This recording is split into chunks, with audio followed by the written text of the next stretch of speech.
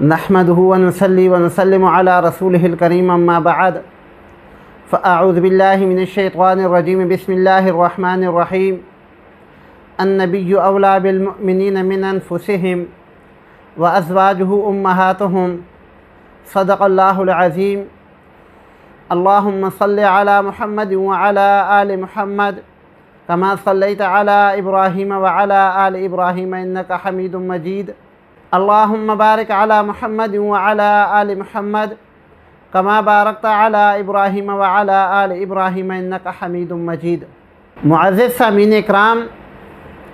پاک پیغمبر صلی اللہ علیہ وآلہ وسلم نے حضرت عائشہ رضی اللہ تعالی عنہ کے ساتھ نکاح 6 سال کی عمر میں فرمایا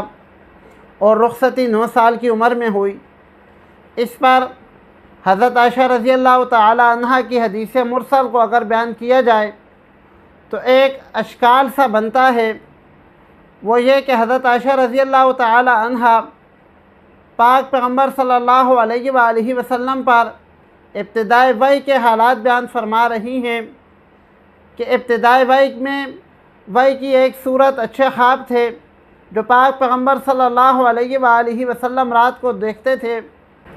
تو اس کی تعبیر صبح کی روشنی کی طرح ظاہر ہو جاتی تھی۔ پھر پاک پیغمبر صلی اللہ علیہ وآلہ وسلم کو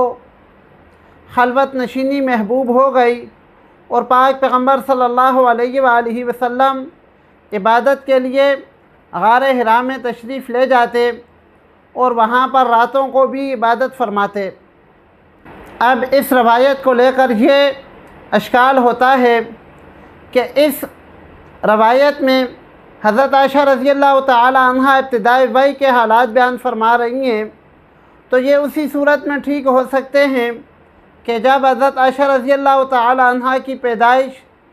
نزول وحی سے پہلے کی مانی جائے، ورنہ